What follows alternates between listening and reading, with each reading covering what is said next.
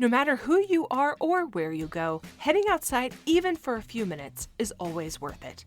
I'm your host, Amy Bouchatz, and here at Humans Outside, we're using the Humans Outside 365 Challenge to build a life around spending time in nature while hearing from fascinating outdoor-minded guests. As a journalist for 19 years, I've let curiosity be my guide. After my husband's injuries from military service, we started looking for a better way to live. That's why we moved sight unseen to Alaska to see if an outdoor-focused life was the answer. Since September 2017, I've personally spent at least 20 consecutive minutes outside every single day, no matter what, to explore how nature can change my life. Ready to hear from experts and outdoor lovers who make heading into nature just a part of who they are while we work to do the same? Let's go! One of the things I love most about nature is the many ways it can help us communicate the world of being human to both other humans and to ourselves. It gives us this perfect stage to connect with our own identity and being. And as we fill ourselves with that sense, we can turn and offer that experience to everyone else. By doing big things for ourselves, we can demonstrate to others what is possible. And since there's room for everyone outside, literally, we can have the freedom to say, hey, there's space out here for you too.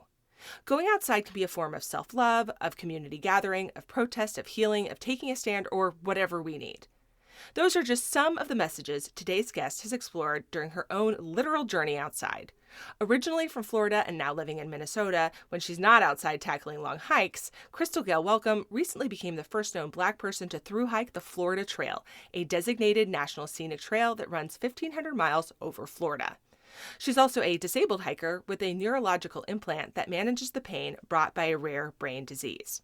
The founder of Footprints for Change, a campaign to get historically excluded folks out into nature, her story of hiking all around the U.S. and the things that she has found is nothing short of inspiring. Today, Crystal is going to tell us about her incredible adventures, the things she's learned along the way, and how you can find those things for yourself too. Crystal, welcome to Humans Outside. Thank you very much for having me. I appreciate it.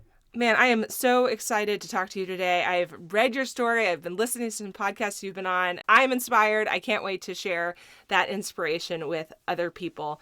We start our episodes by imagining ourselves in our guest's favorite outdoor space or an outdoor space that you just love. So if we were hanging outside with you somewhere today, where would we be with you?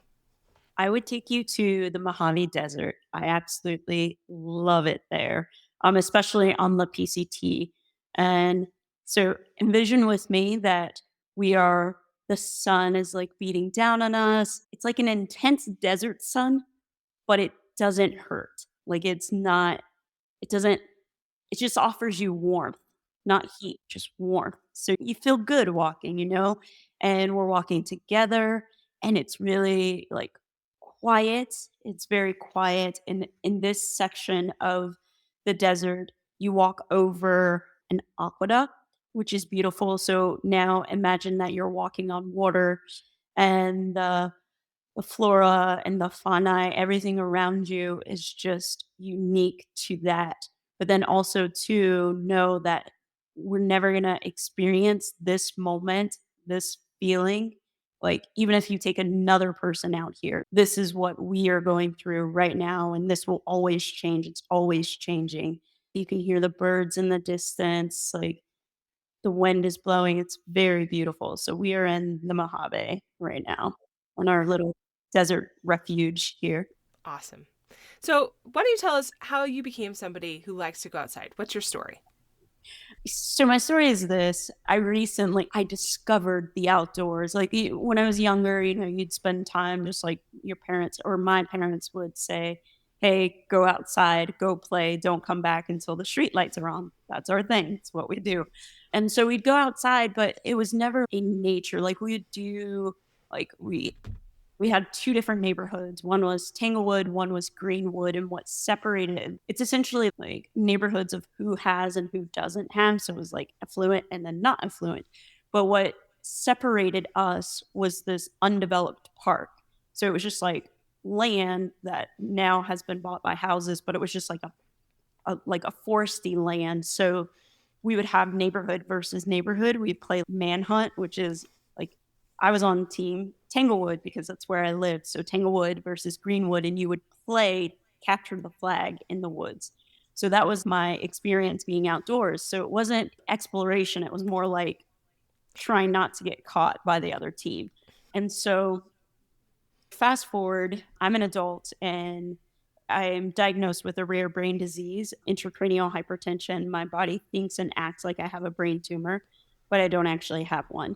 And so I had to have a lot of surgeries to do various implants to try various ways to fix this problem.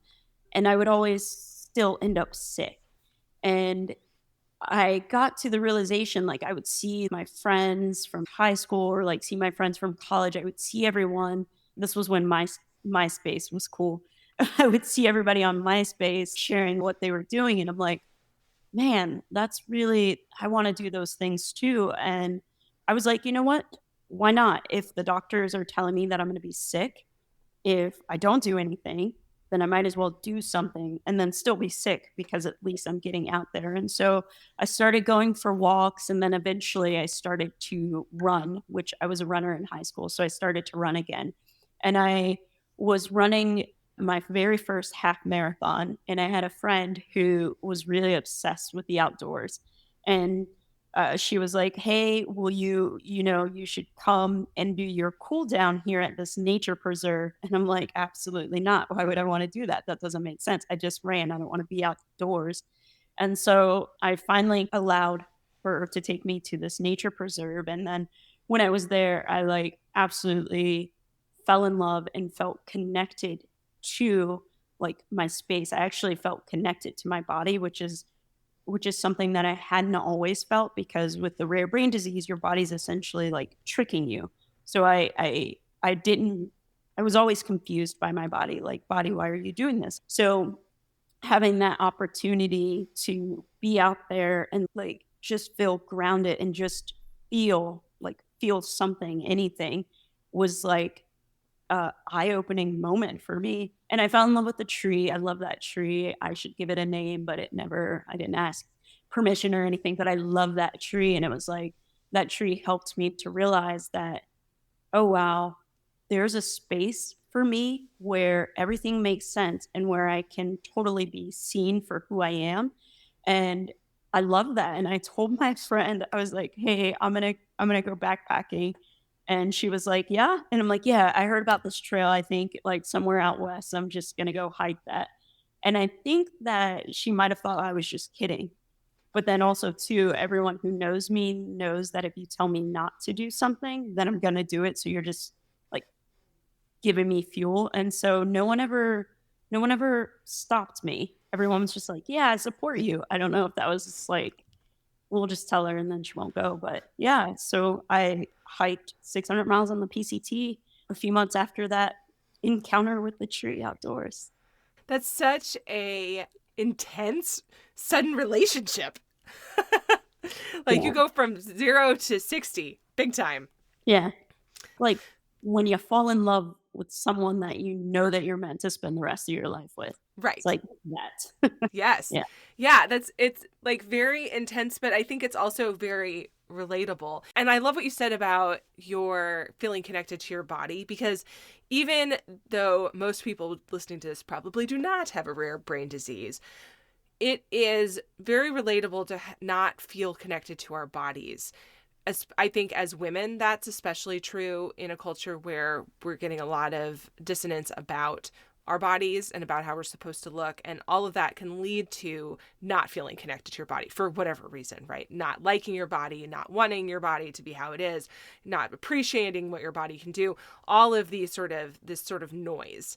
And when you go outside and you spend time there, it has a way of stripping some of that away or making it easier. I don't know. That's my experience.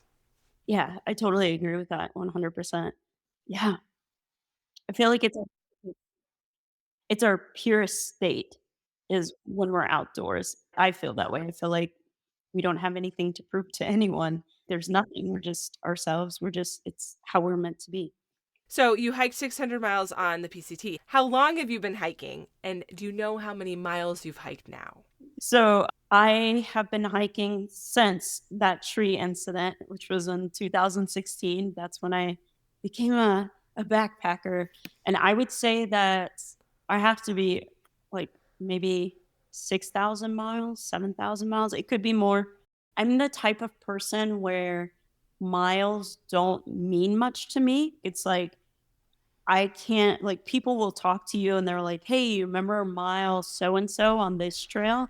And I'm like, "No, I don't. But do you remember that beautiful, like, creek that," and people are like, "No, I didn't see that." And I'm like, It was right there." So I'm not one that obsesses over miles or like I'm more about experiences. That Hmm. means more to me. I can tell you that I've had tons of amazing experiences all over the country on various trails. How many miles I did? Who knows? But the experiences I can recall. Yeah. Yeah. And so I know a lot within the backpacking community, within the hiking community, people are really into miles because it's how it's like a milestone or like a way that we can have evidence that something occurred. But I don't think that way. And I don't know. It's not something that I've hiked a lot of miles. So we've talked a little bit about your rare brain disease. How does it impact your hiking?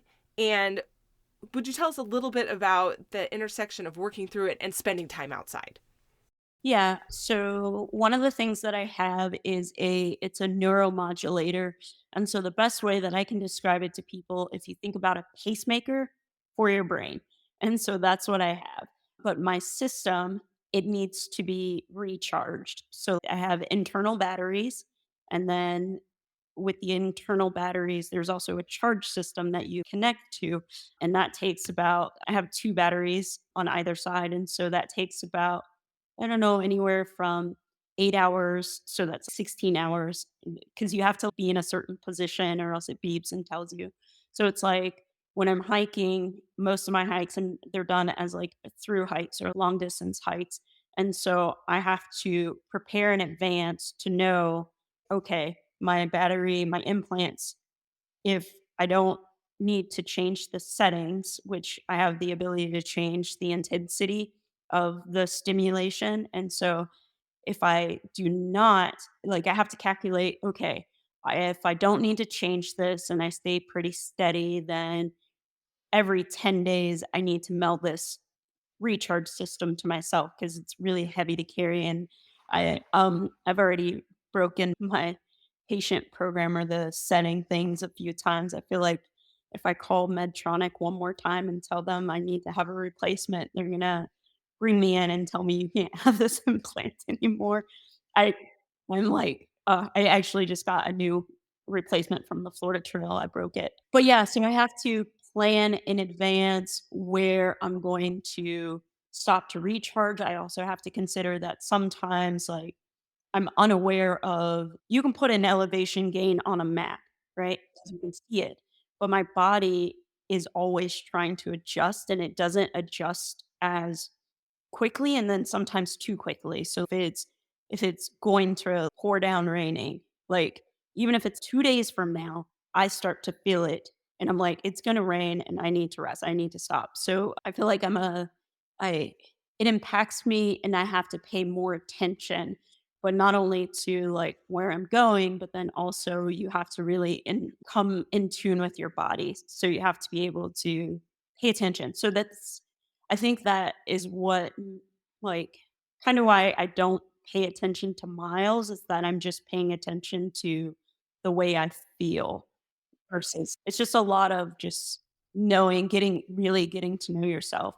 Or like, yeah, I don't, yeah. Your hikes have been about increasing visibility for historically included people on trail. Mentioned this in Direction Footprints for Change, and that includes disabled hikers, black hikers, female identifying hikers, LGBTQ hikers.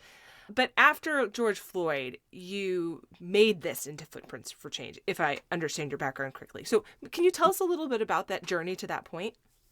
Yeah, George Floyd, I had just moved to Minnesota at the time, and I live in a very small town. There's 156 people in this town, and it's a very conservative area. And so when everything was going down with George Floyd, we had like certain days where you would go into town to like go grocery shopping or like pick up mail and stuff. And so when everything was going down with George Floyd, I would hear the people in town talk about it and do so negatively. And I was like, that seems a bit odd. And so you would see on the news how what we were seeing was just like we saw the worst of things, but they weren't highlighting like, okay, here's a community that's hurting. Here's why the community is hurting. They like the news was just giving you what they wanted to hear. And that was really frustrating me. And I was just graduating from Prescott College in 2020. And I just that disconnect between reality and then everything that it was just a large nonsense of things of like, this is what people are telling me, this is what people are saying things are, but I know that's not true.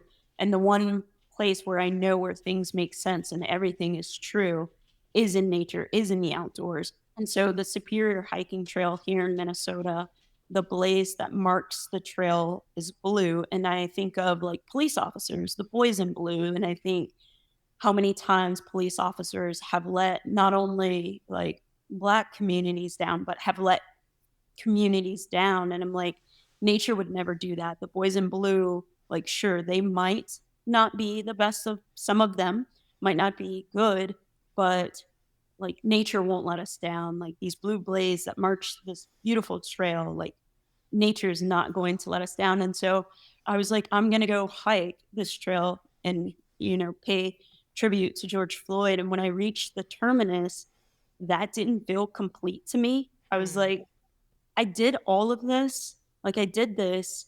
And yes, it feels good. Yes, my message got out, but still don't, I feel like something's missing. And the memorial site where George Floyd was actually held down, that site was still open. And so there they had the outline of his body.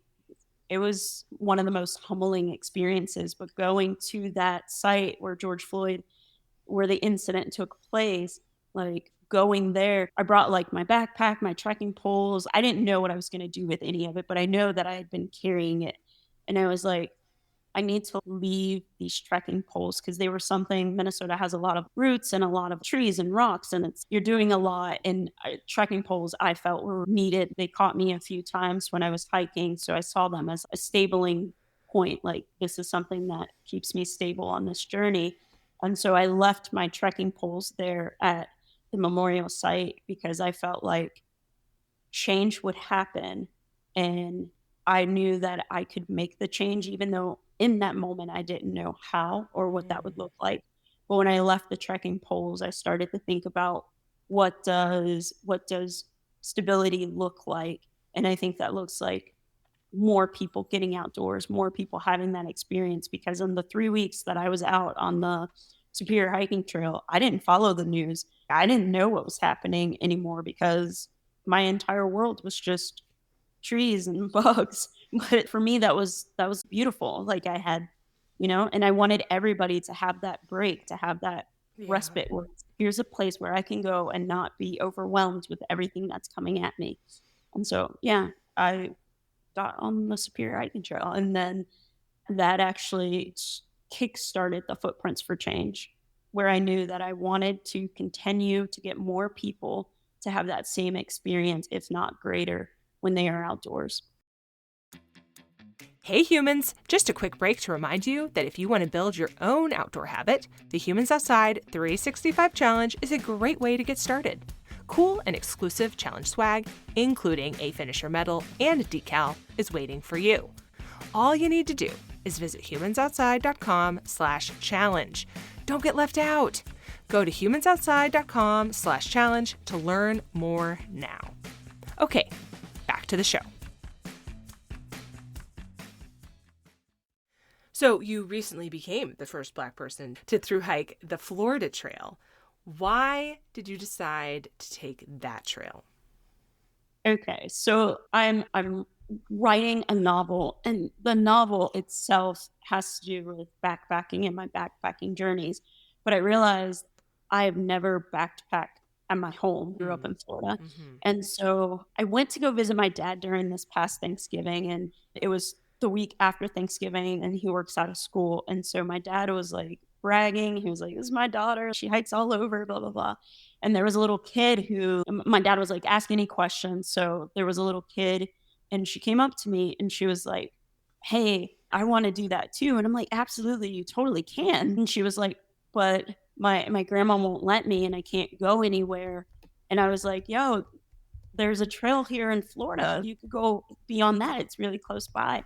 And she was like, "Have you been on the trail?" And I'm like, "You are absolutely right." I'm like, "Not yet, but I'm gonna make it. I'm gonna get on it. I'm gonna do it." And so it's actually this little girl is the one that played my hand where she was like, "If you're a hiker and that trail is really here, then why don't you hike it?" And I was like, "Oh." So I started researching it and then I live in Minnesota, so it's winter. So I was like, "Oh, yeah, perfect time to hike it." And um, so yeah, I felt like I needed to hike the Florida Trail. That's my home, and I needed to have that experience just coming back. And so, yeah, I needed to do that one because I know a lot of BIPOC folks in Florida.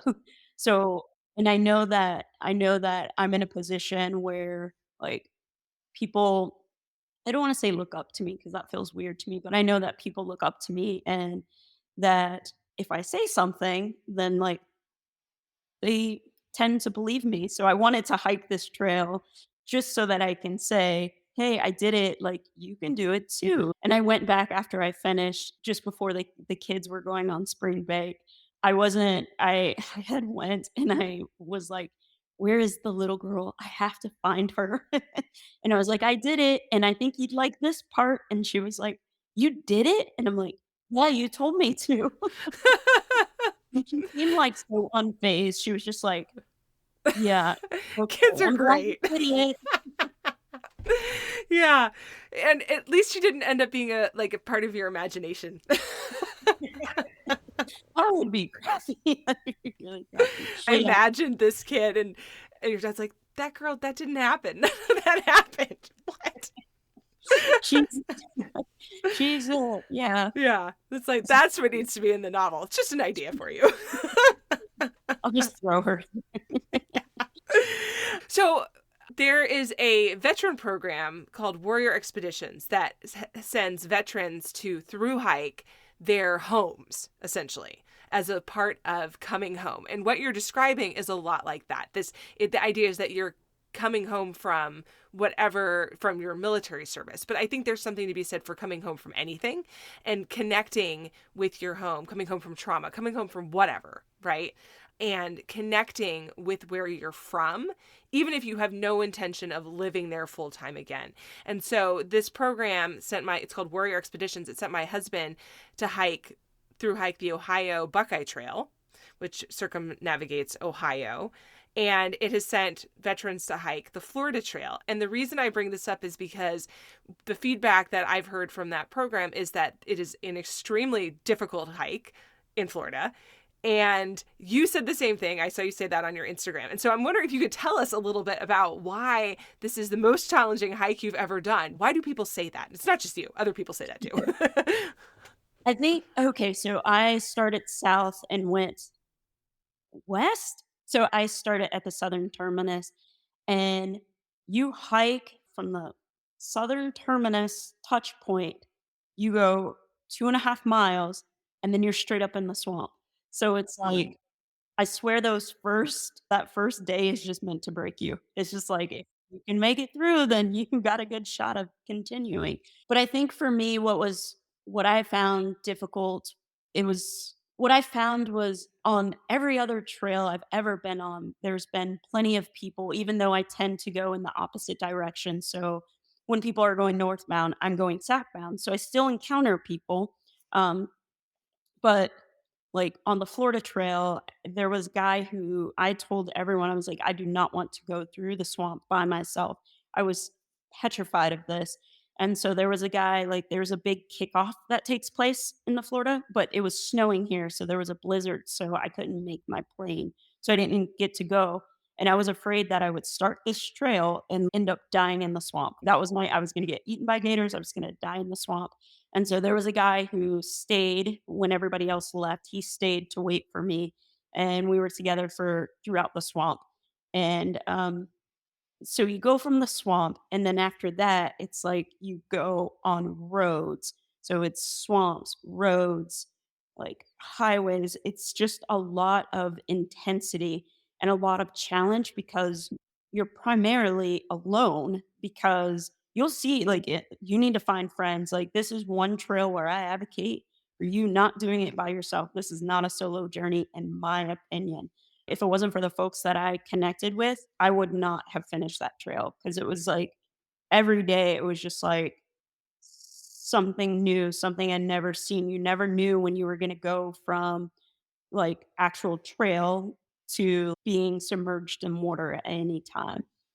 And it's like hard on your psyche because you're like, I want to stop and change my socks. And then you do that and then you go, and then you're going through more water. So it was just like constant. It's brutal on your feet. There's a lot of road walks. And by road walks, I mean like actual you are walking on highways and stuff.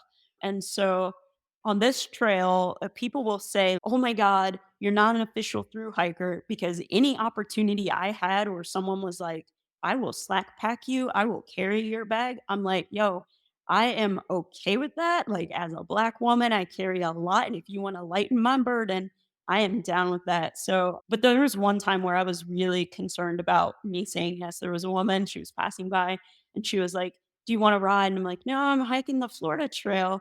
And she was like, "Well, what can I do for you?" And I jokingly was like, "Oh, you can just take my backpack and drop it off." And she was like, "Oh, yeah, I live up the road. Like, I live up the road. You'll pass by. I'll leave it out for you." And I'm like, "Okay, cool." And so she left, and I'm like, "Oh, crap. I have no idea who this woman is with my stuff, and I likely am going to die."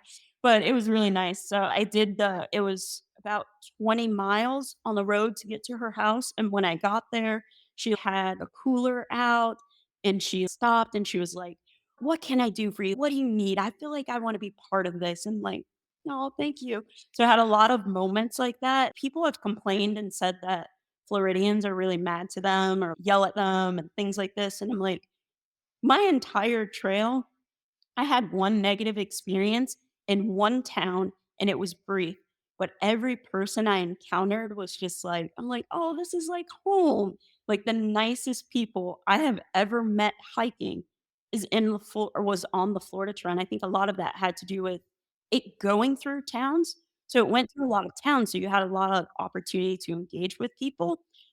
It's the trail solitude that was plays in my and I listened to way too many Crime Junkies. I actually started the trail with an episode where there was, like, some seaman or some military dude, and his wife had dumped his body in the swamp, and I was like, "I can't do this," so I couldn't listen to Crime Junkie on it was like it was messing with me. I was like Ah, but yeah. a lot of people are, like, afraid of the alligators. They do not care about us. They do not care as long as we don't bother them, as long as we're not messing with them. They're cool. I like to think that the gators are just like people. "Don't mess with me, I won't mess with you."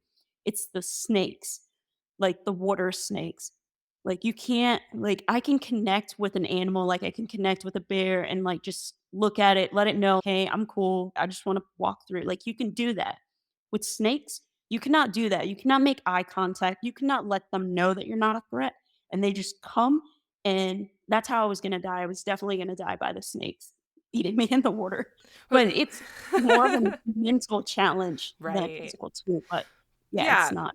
But I think when non-hikers, when people who don't backpack think about trails, they think about it. It's just like we think about quote unquote wilderness or being outside, like you picture a certain thing.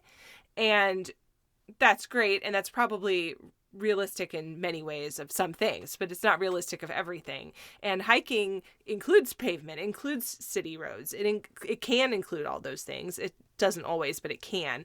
And also, I think there's a reason.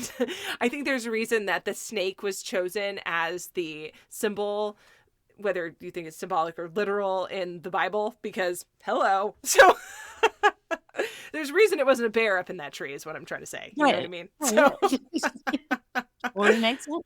yeah, exactly. You mentioned the kindness of people that you encountered. What have you learned about other humans during your other hikes and this one? What have you learned about people?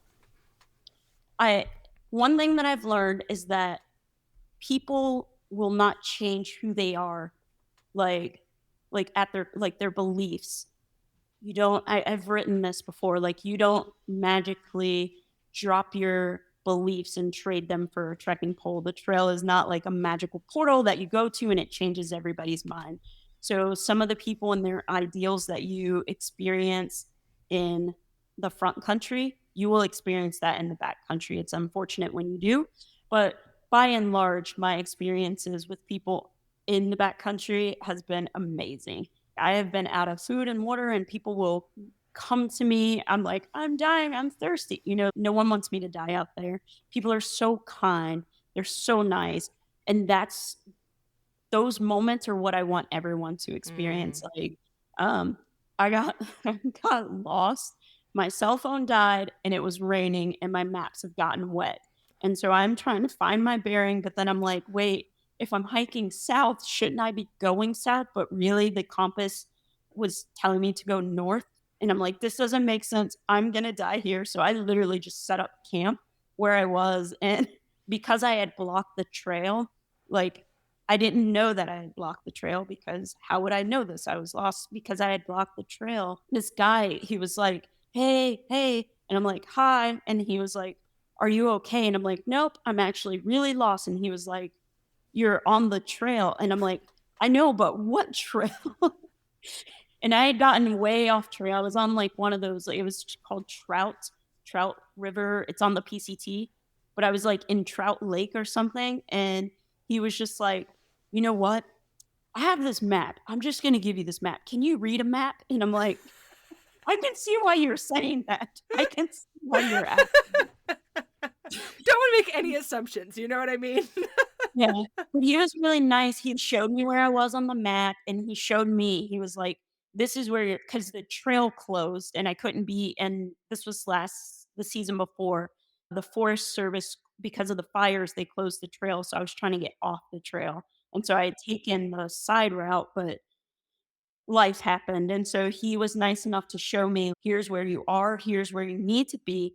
This is the quickest way for you to get there. This is the way that you would go if you don't want to get lost, but know that it's longer. And he was like, this has a water source. So my man essentially mapped out I still have the map because he had written on it. So cute. But he had mapped out and told me where water sources were, where they weren't on the map. I was like, who does this? And he wasn't like a ranger or anything. He was just some random guy that was out there also not abiding by the the rules of leaving, but I was happy to see him. And he even gave me food because I told him, I was like, the day before I had met, like, this is random. I had met this hiker, this woman who wanted to hike the JMT, but she fell and ended up hurting herself. So, and her Garmin didn't work. So I stayed with her with the Garmin. And so having this guy, I had given her my food because she was waiting for someone to come and get her. She was injured in the sense that she could still walk and didn't need me to hold her hand and didn't need me to stay there, but I had given her all my food because according to my map, I would have been out the next day. I didn't get out the next day, and he gave me his food, and I was like, why is this happening? This beautiful reciprocity is taking place in real life, and I was really grateful to have that dude. I was also grateful that I had given the woman my food, and because my Garmin worked and hers didn't, I end up messaging her son for her to let him know that she was okay, and then, like, 2 weeks later, he sent me a message too, thanking me, letting me know that she was fine, and she started a blog. I was like, That is random. yeah. You mentioned earlier how being outside strips away the noise, and it stripped away the noise for you in those days after George Floyd. But what you're describing with your interactions with other people is, I think, maybe what we see about other people around us when the noise is stripped away. That there isn't this chaos of the world around us and all of the feedback we're constantly receiving in modern life telling us that we should feel this way or we should feel that way. And we have the opportunity to just be who we are, even though that could mean we don't change, right? Like, who you fundamentally are, as you said, is the same on the trail. But sometimes the noise clouds what we're able to put out about ourselves. And maybe when we're in nature, maybe when we're on the trail and we have a chance to be whoever we really are and have that shown through, we have a chance to see a better version of ourselves and have these connections with other humans and be somebody who gives their food to somebody else. Just you gave your food to her, someone else gave their food to you, and appreciate the human condition, which sometimes is what you're describing, the state of being powerfully confused. So I like that. That's beautiful. Well said.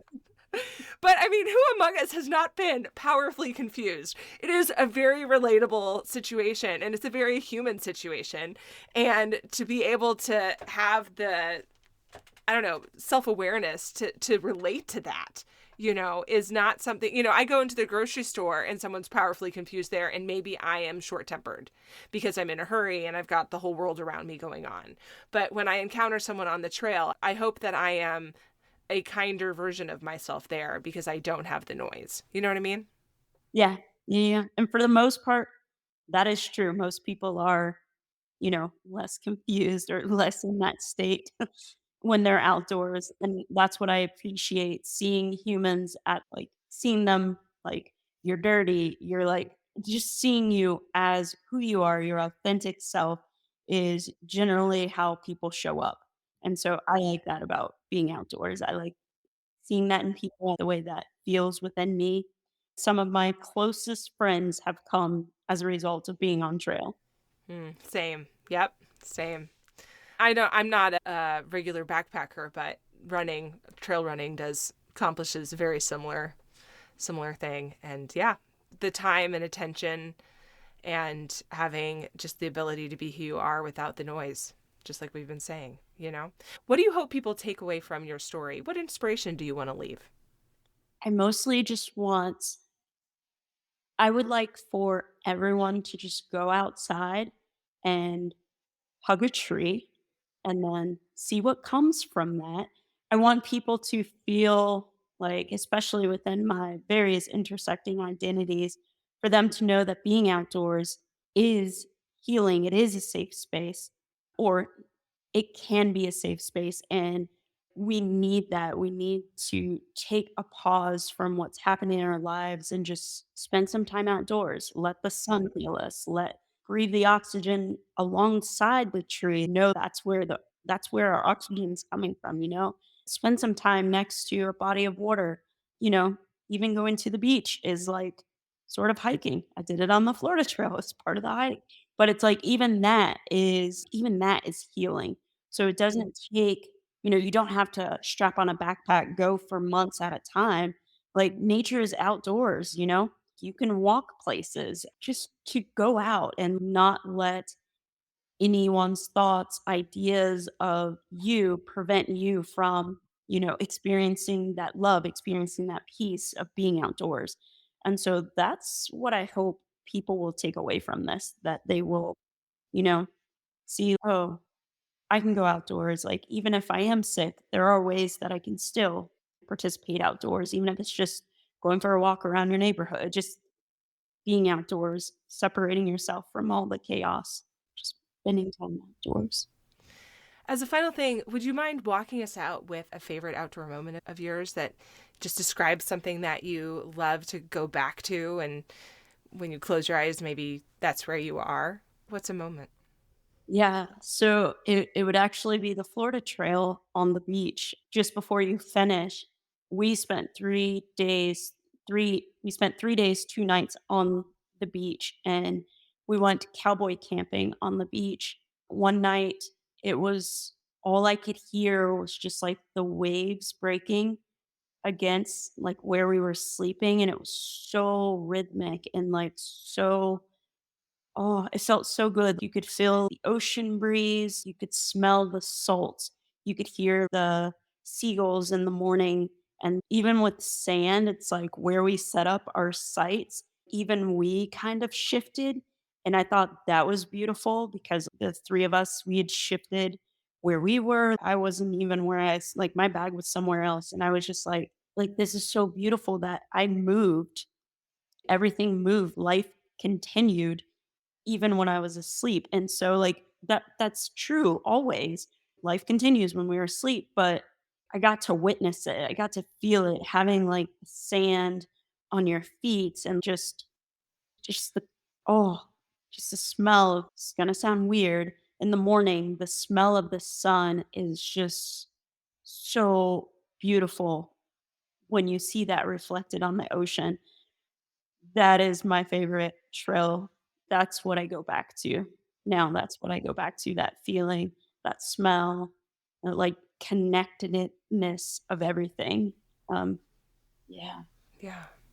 Crystal, thank you so much for joining us on Humans Outside today. I appreciate your story and your inspiration and the connection that you've brought us today. Thank you so much. Thank you for having me. I appreciate you as a trail runner. But yes, thank you so much for having me on the show. It's been great talking to you. Thanks so much for listening to this week's episode of Humans Outside.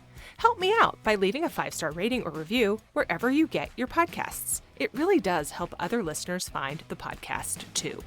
Now, go get outside. Until next time, we'll see you out there.